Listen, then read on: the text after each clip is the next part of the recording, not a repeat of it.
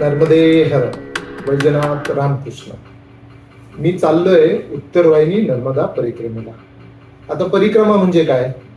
परिक्रमा म्हणजे आपल्या इष्ट दैवताला आपल्या उजव्या हाताला ठेवून त्याची एक संपूर्ण प्रदक्षिणा करणे म्हणजे परिक्रमा. तशीच नर्मदा मैयाची म्हणजे नर्मदा नदीची जी अमरकंटक इथून उगम पावली आहे आणि इथे विमलेश्वर किंवा मिठी तलाई इथे समुद्रात येऊन ती विलीन झाली आहे.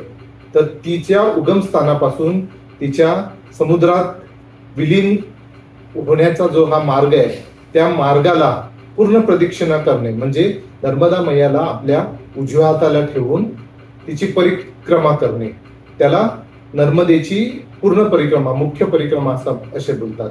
आता ही मुख्य परिक्रमा ओंकारेश्वर पासून सुरू करतात आणि मिठी तलाईला येतात. मिठी तलाईला येऊन डीप समुद्रात जाऊन बोटीने तट परिवर्तन करतात आणि विमलेश्वरला येतात आणि विमलेश्वरहून पुन्हा मैयाला, नर्मदा मैयाला उजव्या हाताला ठेवून अमरकंटक पर्यंत चालत जातात. अमरकंटकचं उगमस्थान आहे, त्याच्या पाठीमागून तट परिवर्तन न करता पाठीमागून वळसा घेऊन पुन्हा दक्षिण तटाला येतात आणि दक्षिण तटावरून पुन्हा चालत ओंकारेश्वरला येतात आणि जिथून संकल्प उचललाय पूजेचा ओंकारेश्वरहून तिथे जेवून पुन्हा तो संकल्प सोडतात म्हणजे ती परिक्रमा पूर्ण करतात. ही झाली नर्मदा मैयाची मुख्य संपूर्ण परिक्रमा. आता उत्तरवाहिनी नर्मदा परिक्रमा म्हणजे काय? तर उत्तरवाहिनी नर्मदा परिक्रमा म्हणजे की हे जे 3,500-4,000 किलोमीटर जी मुख्य परिक्रमा आहे त्याचं जर पुण्य तुम्हाला प्राप्त करायचं असेल तर तुम्ही ही 3 दिवसाची किंवा 1 दिवसाची उत्तरवाहिनी नर्मदा परिक्रमा करू शकता. ज्यांना मोठी परिक्रमा करणं शक्य नाही त्यांच्यासाठी ही उत्तरवाहिनी परिक्रमा लाभदायी आहे. तर उत्तरवाहिनी परिक्रमेला आता मी चाललेलो आहे. आता तुम्हाला माहित असेल परिक्रमा ही नर्मदा मैयाचीच का केली जाते? इतर कुठच्याही नदीची परिक्रमा केली जात नाही, फक्त नर्मदा मैयाची परिक्रमा केली जाते. त्याच्या पाठीमागे कारण असं आहे, ज्यावेळी देव दानव हे ज्यावेळी त्यांच्या हातून काही कर्म व्हायला लागले, कुकर्म किंवा काही पाप व्हायला लागले, तर त्यावेळी ते सगळे शंकर महादेवांकडे गेले आणि त्यांनी विचारलं की भाई आमच्या पापाचं क्षालन करण्यासाठी उपाय काय आहे? तर त्यांनी सांगितलं की तुम्ही नर्मदा किनारे जाऊन तपश्चर्या करा आणि त्यातून तुमच्या सर्व पापांचं क्षालन होईल आणि तुम्हाला पुण्य प्राप्त होईल.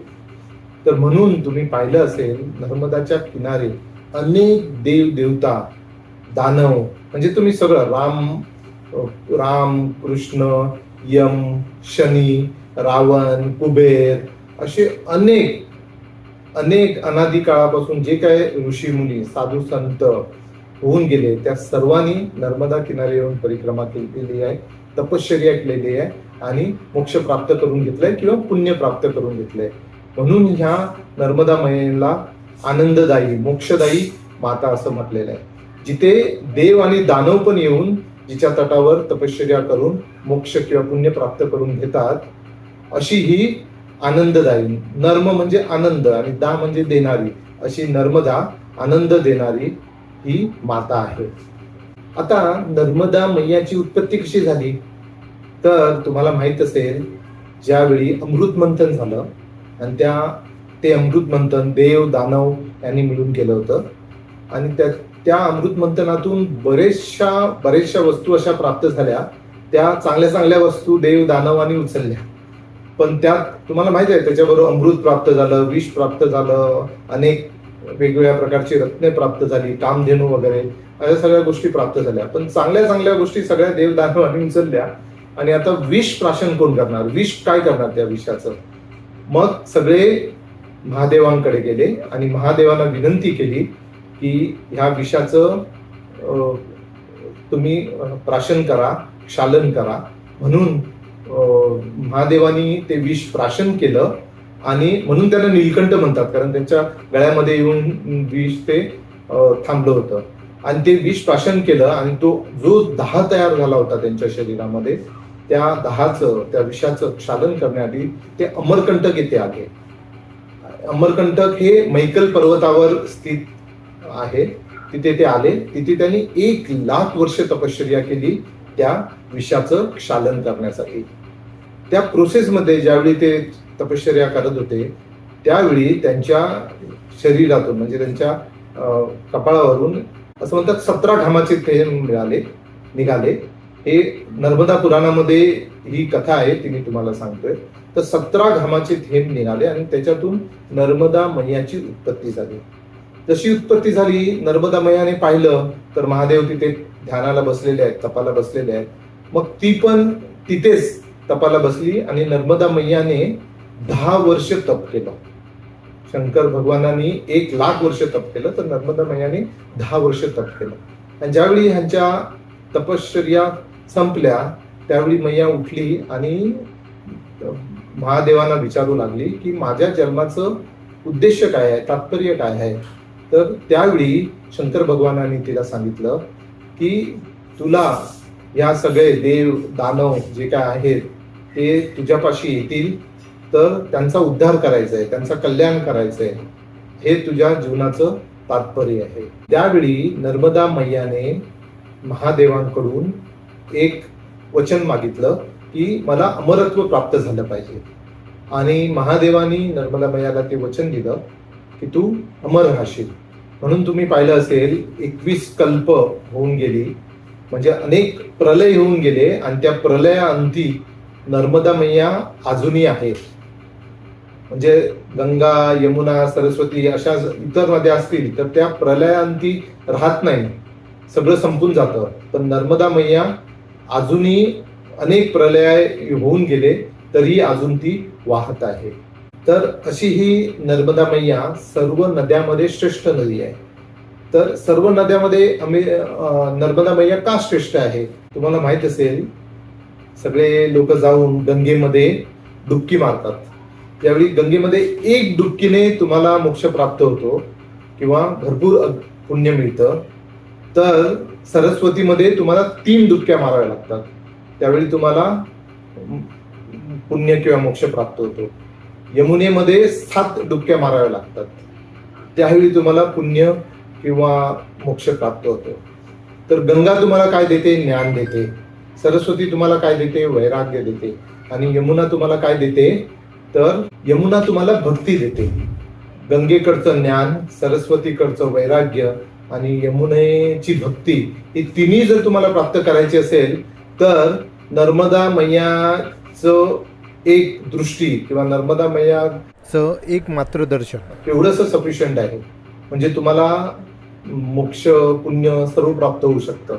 म्हणून या तिन्ही नद्यांकडे जाऊन जे काय आपण पुण्य प्राप्त करण्यासाठी करतो ते त्या नर्मदा मैयेकडे येऊन तुम्ही एक डुबकी लावली किंवा तिच्याकडे नुसतं एक दृष्टिक्षेप टाकला तरी तुम्हाला ते प्राप्त होऊ शकतं. तर अशी ही नर्मदा माता सर्वांची कल्याण करणारी देवी आहे, म्हणून तिची परिक्रमा केली जाते. आता नर्मदा परिक्रमा का केली जाते हे तुम्हाला कळलेलं आहे, कारण ती मोक्षदायिनी आहे, आनंददायिनी आहे. आणि तिच्या तटावर सगळे देव देवता, ऋषी मुनी, संत साधू सगळे येऊन ते प्राप्त करण्यासाठी तप करतात. त्यांचं एक आभामंडळ असतं आणि त्या आभामंडळामध्ये आपण आपले जे काही दोष असतील ते धुवून निघतात. म्हणून आपण नर्मदा किनारे जाऊन परिक्रमेमध्ये सामील होतो. तर आता ही नर्मदा जी अमरकंटकहून निघाली आहे तिच्या प्रवासामध्ये जवळ 999 नद्या येऊन मिळतात. आणि ह्या नर्मदा तटावर अनेक देव देवतांनी जे तप केले आणि त्या तपाला प्रसन्न होऊन शंकर महादेव भगवान प्रसन्न झाले आणि त्यांनी ज्या पिंडी स्थापन केल्या. असे म्हणतात की ह्या पूर्ण नर्मदा खंडामध्ये उत्तर तट दक्षिण तट मध्ये 1,86 करोड लिंग आहेत, म्हणजे शिवपिंडी आहेत, शंकर महादेव भगवानची मंदिर आहेत असे बोलतात. तर ह्या परिक्रमेमध्ये अशी जी तीर्थ आहेत त्या सर्व तीर्थांचं दर्शन होतं. सर्व साधू संतांनी जिथे ध्यानधारणा केली आहे, तप केलंय, त्या तपोभूमीचं दर्शन होतं. म्हणून नर्मदा परिक्रमा ही खूप भाग्यशाली आहे. असं म्हणतात की अनेक प्राचीन अनादी कालापासून साधू संत तपश्चर्या करत आले, अजूनही करत आहेत. आणि ते अदृश्यरित्या पण करत आहेत. असं म्हणतात इथे एवढी गर्दी झाली आहे त्यांची की त्यांचे कमंडलू एक दुसऱ्याला आदळतात. एवढी दाट गर्दी आहे संतांच्या मांदियाळशी नर्मदा किनाऱ्याला. तर अशा पवित्र पावनभूमीचं आपण दर्शन घेण्यासाठी नर्मदा परिक्रमा करतो. तर आता ही नर्मदा परिक्रमा कुणी सुरू केली?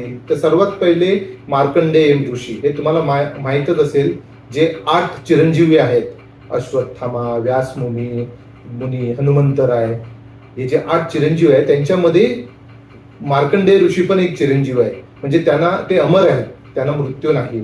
तर त्या मार्कंडेय ऋषीने सगळ्यात अगोदर नर्मदा परिक्रमा केली.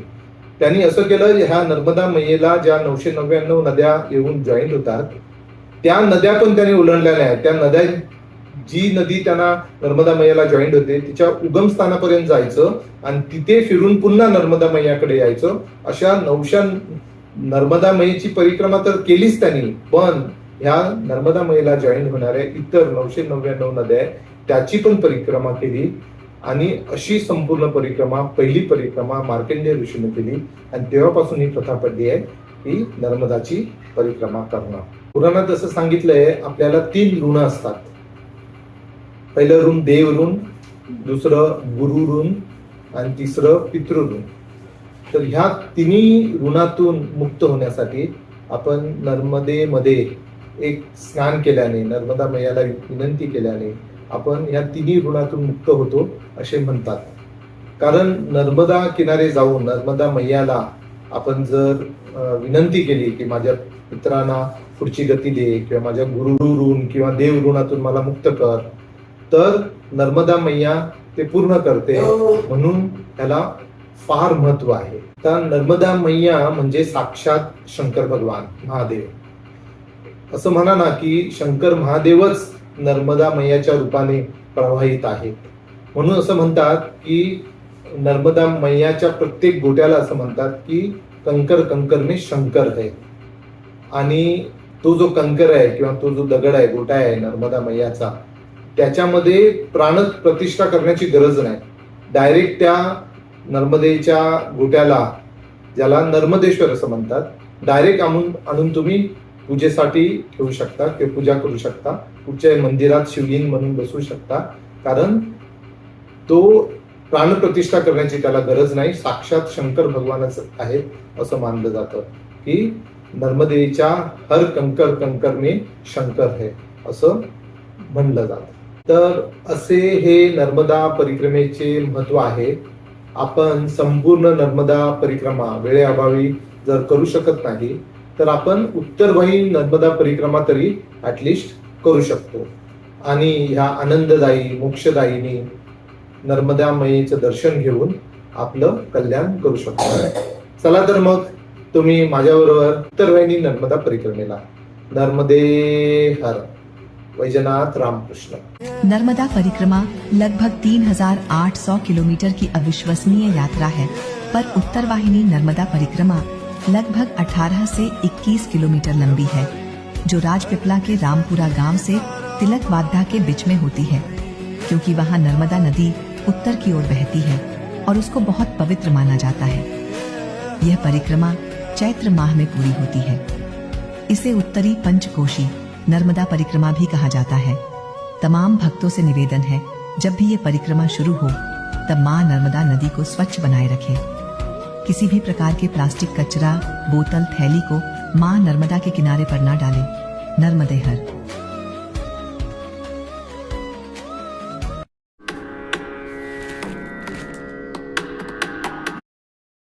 नर्मदे हर.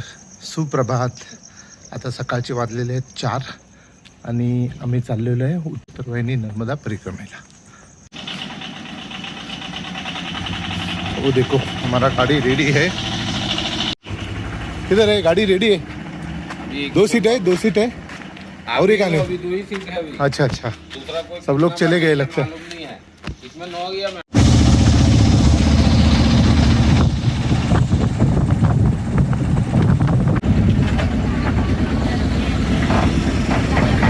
पहुंच गए हैं रामपुरा. तो यहाँ से नर्मदा परिक्रमा हम चालू करने वाले हैं. नर्मदे हर. अभी हम लोग रामपुरा में पहुंचे हैं यहाँ संकल्प पूजन हो रहा है, इधर संकल्प पूजन हो रहा है। ये हमारा ग्रुप है और ये रामपुरा का मंदिर है, नर्मदे हर पूजा हो रही है।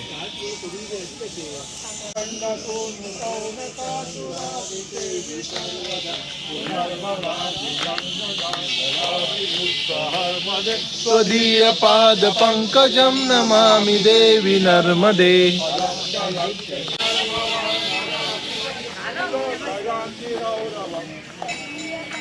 पंकजम नमामि देवी नर्मदे।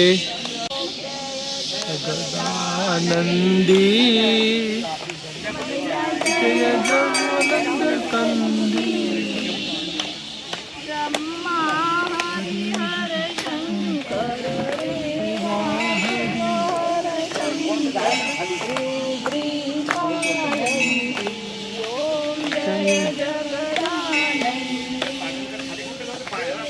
जगदानंदी जगदानंद कंदी। हरि हर शंकर हरि हर शंकर पालंती। ओम जय जगदान हर नर्मदे हर।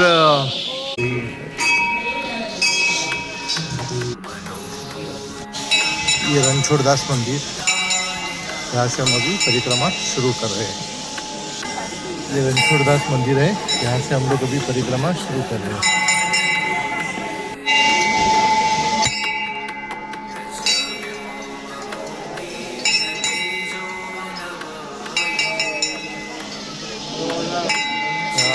रात को आए हुए परिक्रमावासी रुके हैं और ये सुबह आए हुए परिक्रमावासी आगे बढ़ रहे हैं। यस यस इथे आतकरी फितकरी पण आले.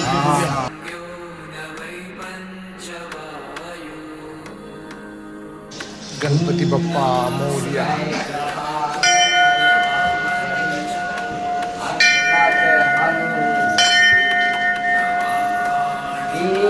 अम्बे माता की जय.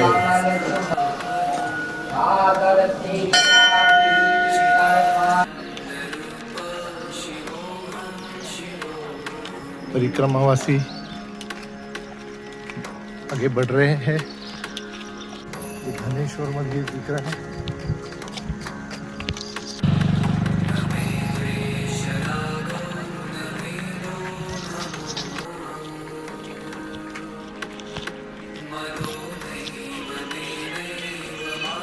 धनेश्वर महादेव, लोकेश्वर महादेव, धनेश्वर महादेव.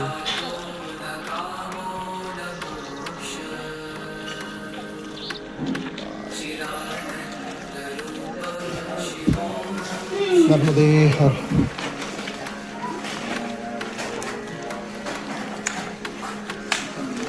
बोलो धनेश्वर महादेव की जय. नमः पार्वती पते हर हर महादेव.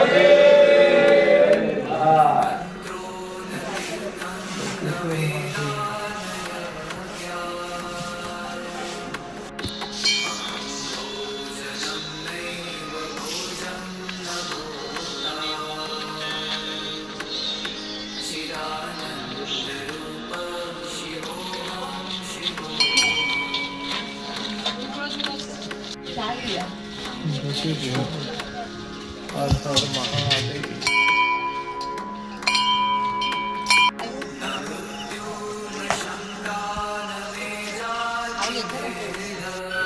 चहा.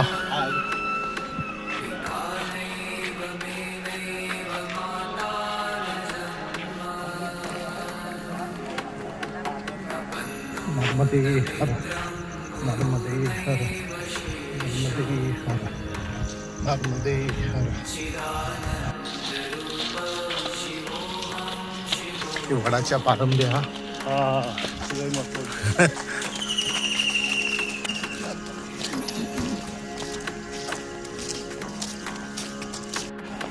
मंगळेश्वर महादेव.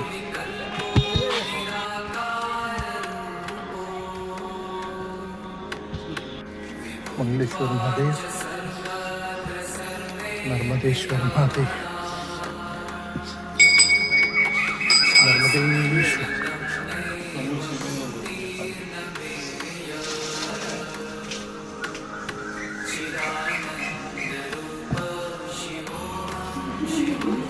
मंगलेश्वर महादेव,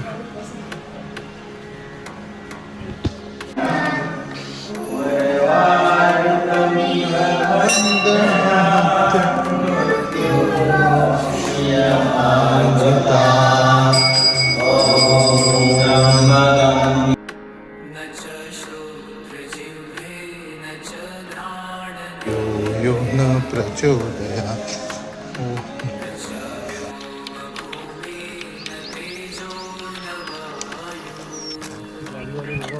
नाही मी हा फोन काय करायचं नाही ते बरोबर नाही.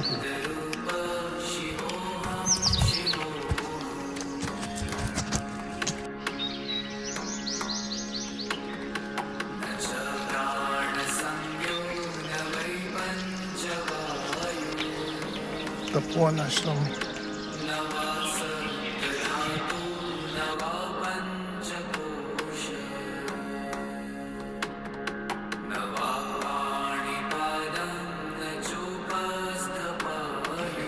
नर्मदे हर। सच्चिदानंद सद्गुरु साईनाथ महाराज की जय। सच्चिदानंद सद्गुरु साईनाथ महाराज की जय।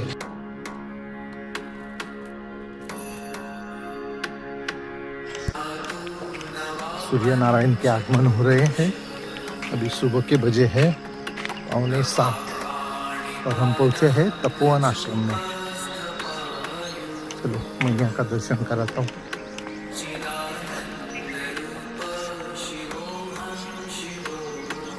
सुंदर सा परिसर तपोवन आश्रम का।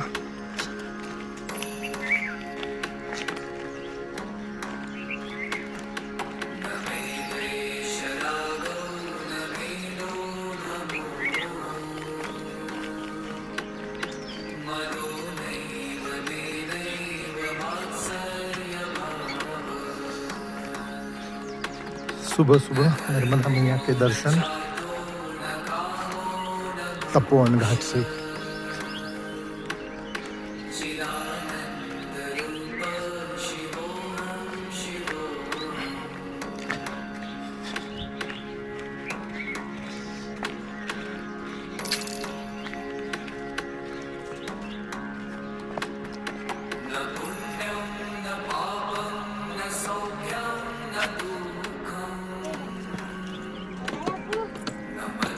रामपुरा है, वहाँ से हमने परिक्रमा चालू की और यहाँ तक चल के आए हैं।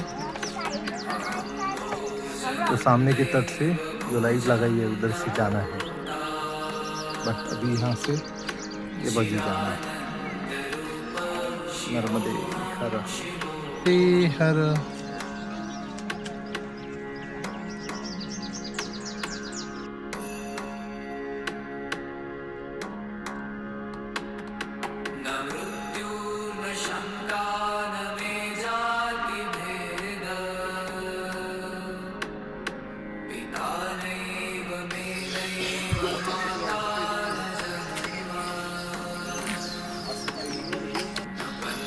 तपोवन आश्रम बहुत सुंदर परिसर।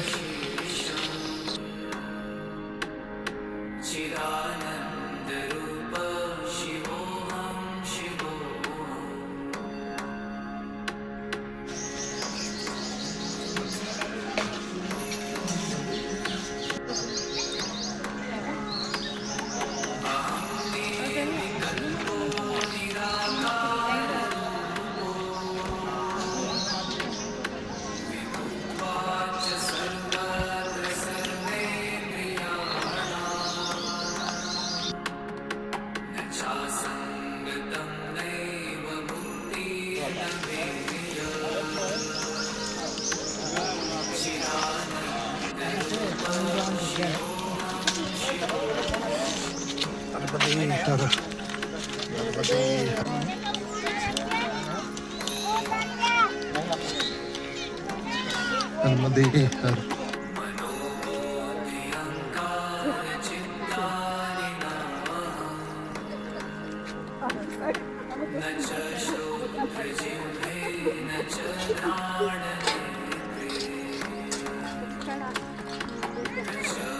आतमध्ये आहे हात.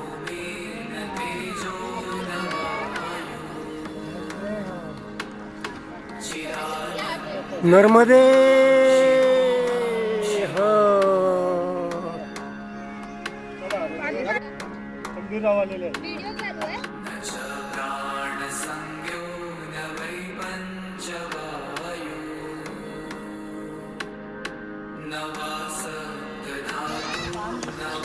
नर्मदे हर.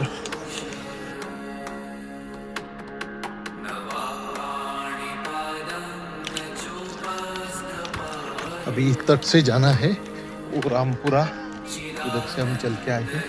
अभी से तट किनारे से तिलकवाड़ा तक जाना है. वो रहा तिलकवाड़ा, वो जो दिख रहा है टेंट्स वो तिलकवाड़ा.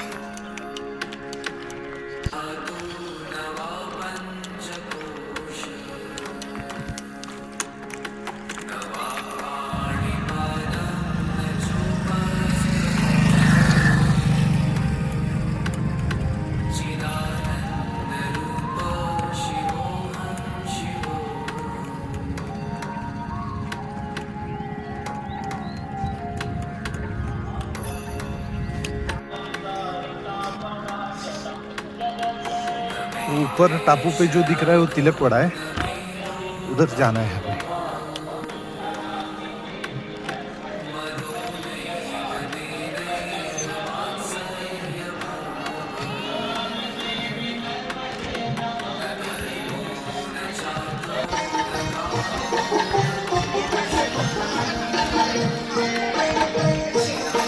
आराम करने के लिए बेड्स रखे हुए हैं.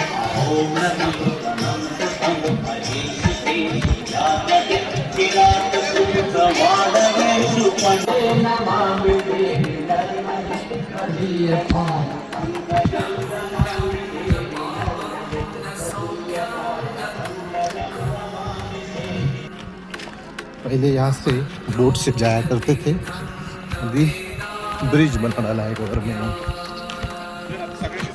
ब्रिज